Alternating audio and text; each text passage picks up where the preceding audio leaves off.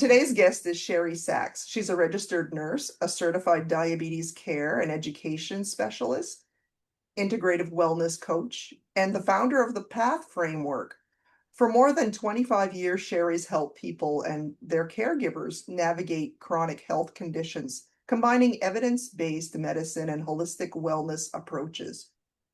She is passionate about helping people who are overwhelmed, exhausted, or feeling overlooked by traditional healthcare.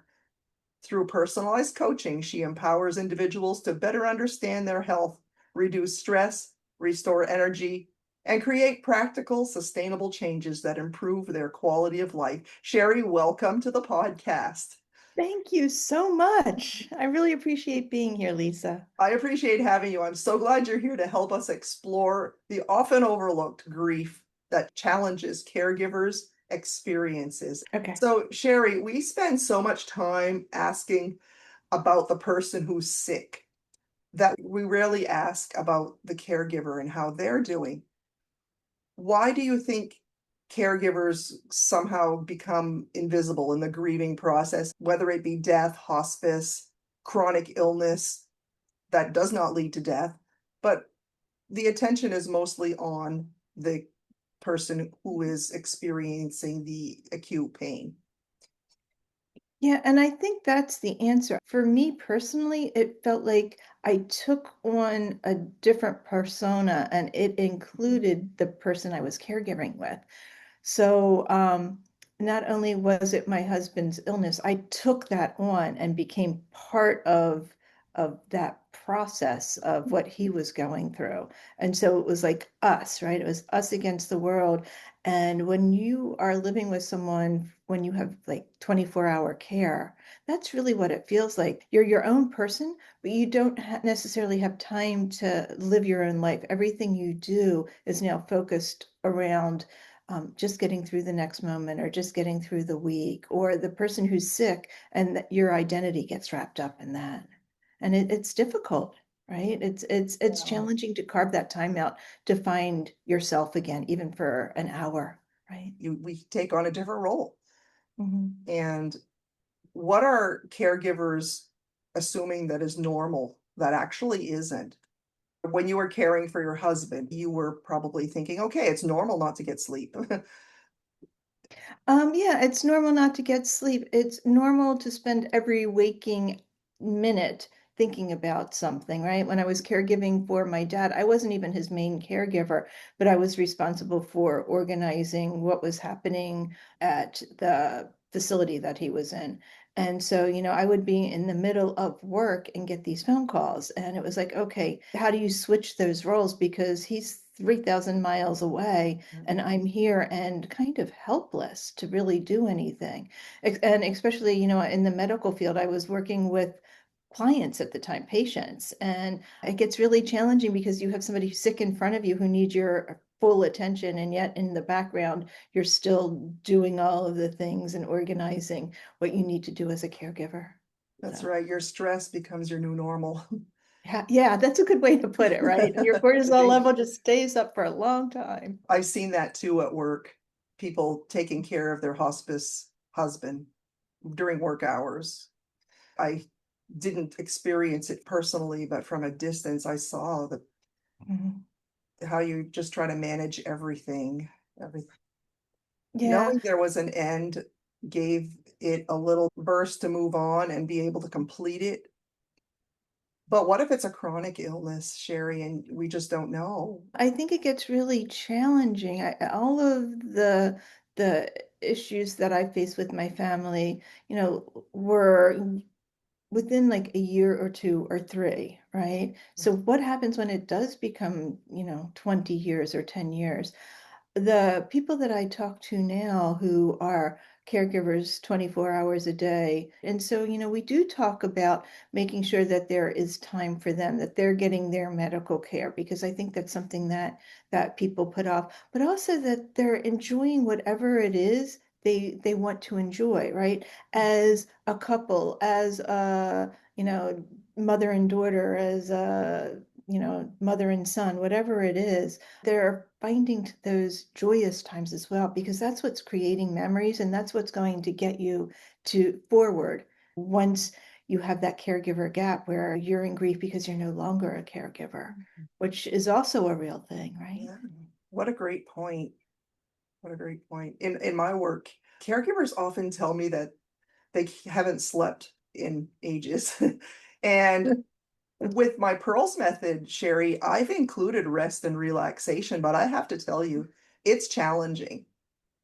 Yeah. It's easy to say, put your phone away before bed and, do the basics, but this is different.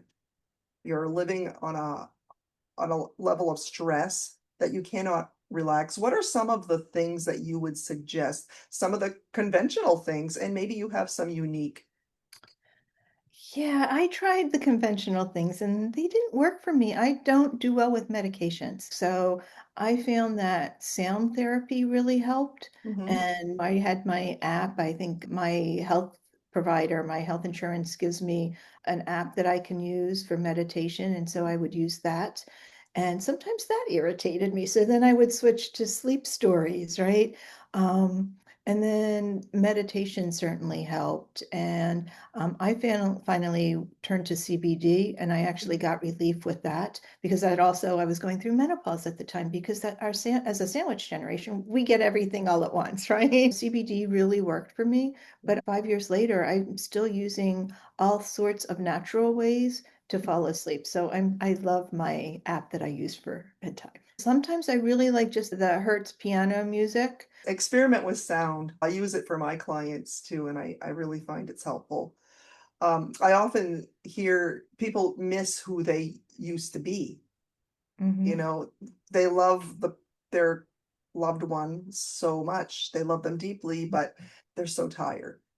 Hmm. They're so tired. Those are grief statements, of course. How does carrying that emotional weight affect physical health? Broken heart syndrome is a real thing, Yeah. right? Hmm. So, holding that grief and no matter what's causing it, whether it's holding in the emotion and pressing it down and, your cortisol level goes up, you have changes in heart rhythm, and it can lead to very bad outcomes. Um, but just grief itself leads to high blood pressure, high blood glucose, Hmm. and depression, right? I think we talk about depression a lot in society, Hmm. but it's a real condition. And, I had somebody tell me 5 months into it, maybe it was four, into one of my grief journeys, because I've had a lot. Somebody said, "Oh, just get over it." It's not a choice. You choose how you react to it, but the grief comes to you regardless. Grief has a connection to something that we experience when we're connected to something deeply and we lose it. Could be a person, could be a job, could be your health. Mhm. So we have the caregiver grieving, and we also have the person who has lost their health who is grieving. And, the caregiver often has to take charge of both, help them and help themselves. And, as you go through the grief process and as a caregiver, you mourn who you used to be and what you used to have. And now you're also dealing with all of the stress. It's challenging. It really is. Yes, and the component of guilt there too. You feel guilty if you take a break. You feel guilty if you don't take a break. Yeah. Yeah. Well, something I've never asked. So guilt and grief, do Mhm. they go hand in hand, correct? Yeah, it depends on the scenario, Sherry.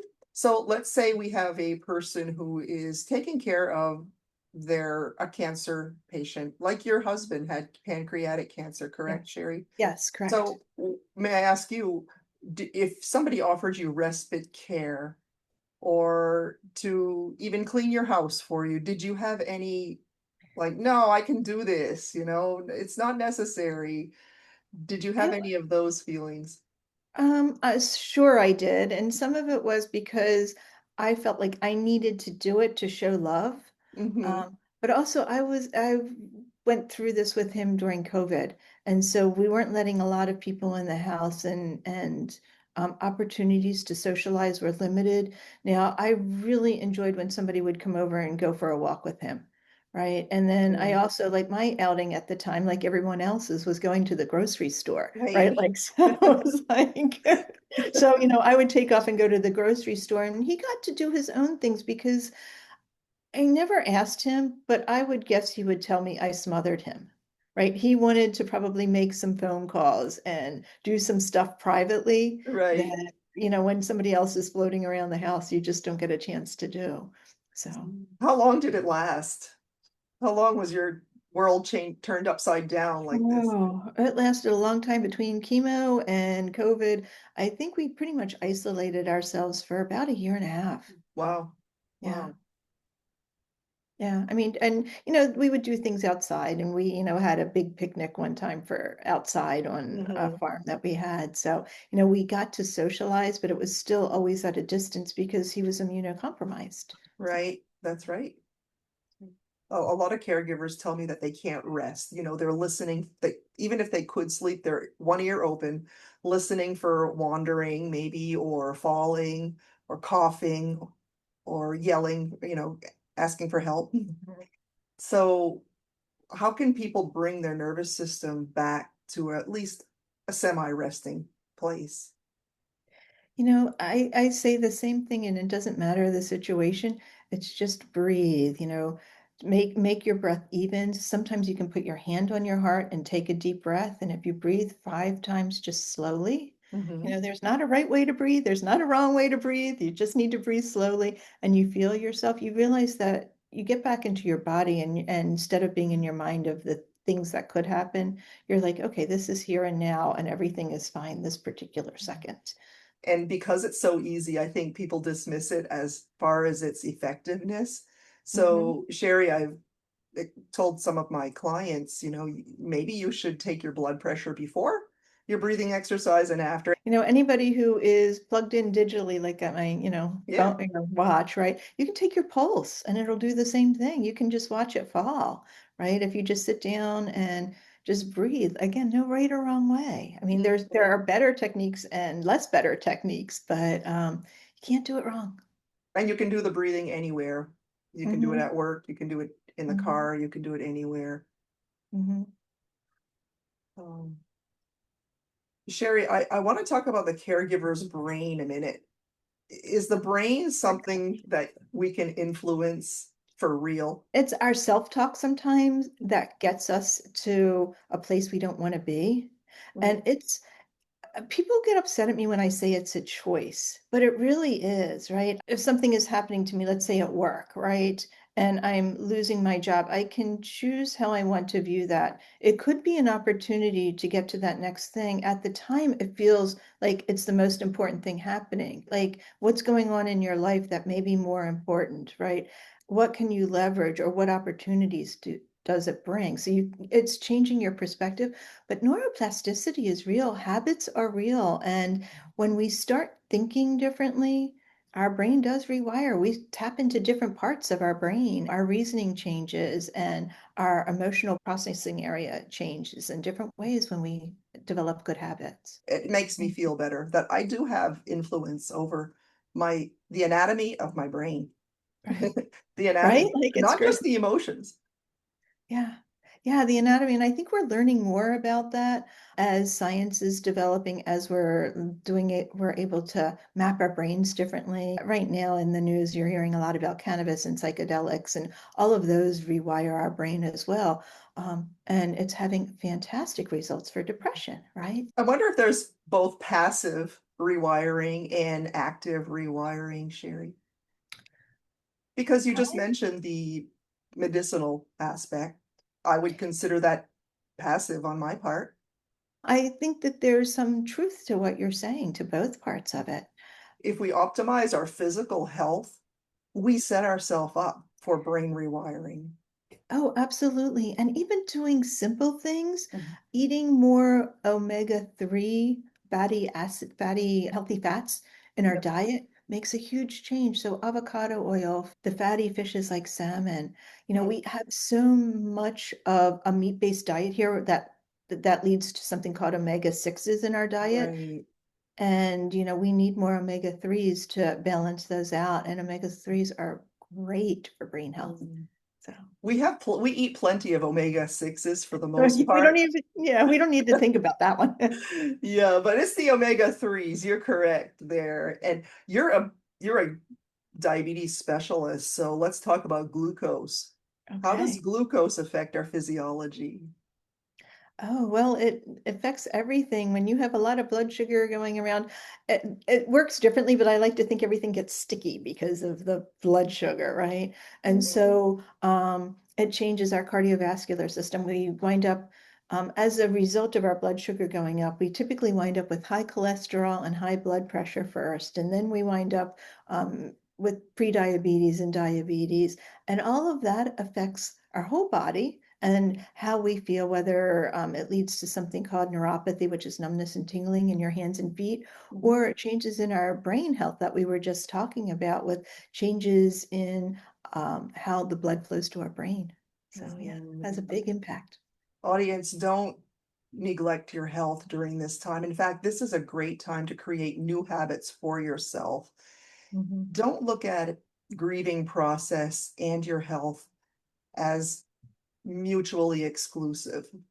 It's imperative that you don't say, I will wait until after I get done my caregiving. I know there's an end to it, and then I'll take care of my health, because you could create yourself some chronic illnesses too, like diabetes, neuropathy, hypertension, high cholesterol. You want to Mhm. avoid those. It's a great time to create new habits. Absolutely. And what happens if you get sick in the middle of caregiving, right? Mm, Like that's something that no one wants to think about because then everybody's world crashes, right? that's Just right. gets, exponentially more difficult to manage. Time to take exquisite care of yourself. Even be careful not to fall, or be very careful for yourself during your caregiving, because I know that you are very concerned about, what if something happened to me? That, as Cheri said, that's a huge issue. Thank you, Cheri, for bringing that up. Yeah, and it doesn't have to be extreme, right? Maybe you don't have time to go to a gym, but maybe you can just walk outside around your yard, right? Mhm. Or choose healthier foods. A lot of times when you're sad, you tend to eat the comfort foods, but you also need to make places for salads, right? Because That's you right. deserve that, right? So Mhm. Don't become the toast and tea patient. whatever it is, whatever is easy that you can do, right? It's the little things that make big changes. That's right. Small changes actually work. One thing I appreciate about your work is that you don't tell people to overhaul their entire lives, Cheri. Why is that important? What can you foresee happening if somebody attempts to just overhaul their whole life in one month? Well, I mean, it's impossible to get everything to stick. You know, Mm, I talk to people like I talk my own self-talk, right? And so I usually choose one thing, and one day it may be, I am going to resist a cookie. And the next day it could be I'm going to go out and go for a walk, right? It really just depends on the day, but over time it adds up. And if I go to change everything, or if I think I had to give up gluten I'm allergic to gluten. And it took me 2 years to do it. I was a big puffy mess in the meantime, right? I oh, was not feeling well, but I was so resistant because it was that overall all change, and I had to, right? And mm, that was really hard.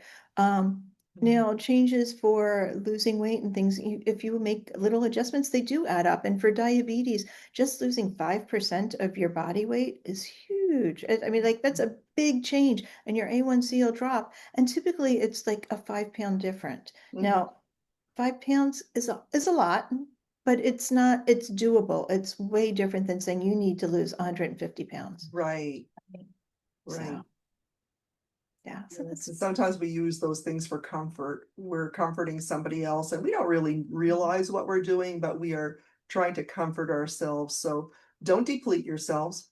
Don't quit things. Replace them, as Cheri explained, with something good.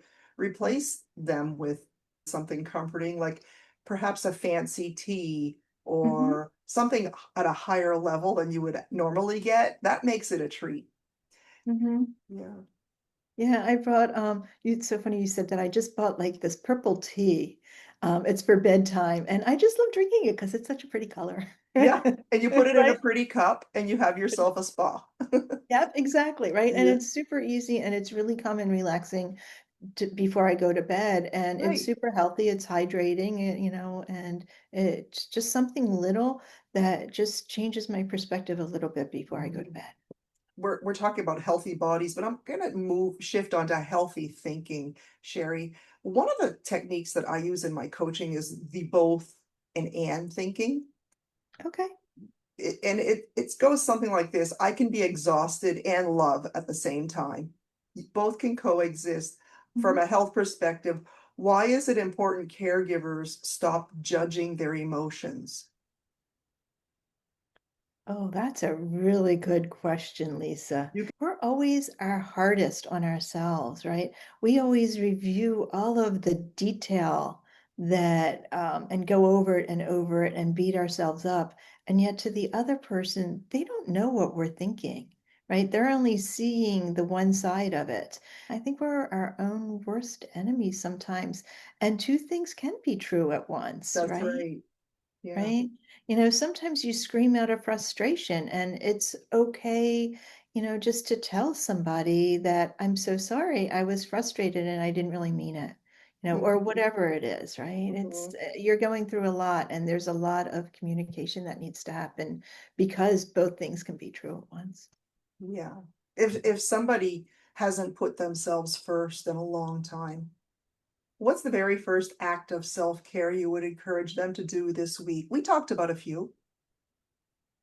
What's one thing you hope every caregiver remembers after listening today, as far as caring for themselves? Just start.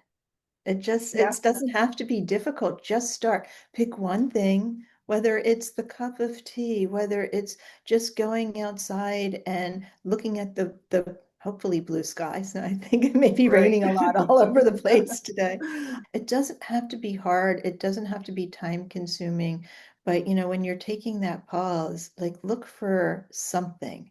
And it Yeah, doesn't necessarily mean it has to be joyous, yeah, but just something that makes you feel differently. right, right. Thank you, Sherry.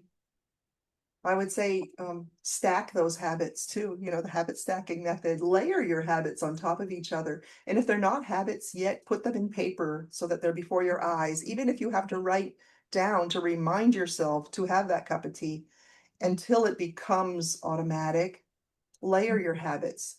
Whenever you do one good habit, layer it with another, Mhm. something that a habit that has already been established. Layer it with that. You already drink coffee in the morning? Okay. So layer that with going outside. Take the Mhm. coffee outside. I love that. I love that, Lisa, because it really is those little things. And once it becomes a habit, it's so easy to stack. And then Yeah. all of a sudden, your world looks a little bit different. Mm. Sherry, you've made a lot of people's world a little different for the better. How can the people here work with you? If they know somebody, they can forward this YouTube video to them. How can they work with you directly? Yeah, just contact me. My website is www.chronichealthwisdom.com. And my email is sherry@chronichealthwisdom.com. And I'd love to hear from you. And I do free consults, initial consults to see if we'd be great working partners. So That's fair. I agree with that. Thank you, Sherry. And thank for those you. of you who Thank you, want to Lisa. work with me and with your loss and your grief, uh, connect with me too at lisa.kelly@spaciouscorner.com. That's my email address. Everything is going to be in the show notes below. But until we meet again, I want you to become the boss of your loss. Okay?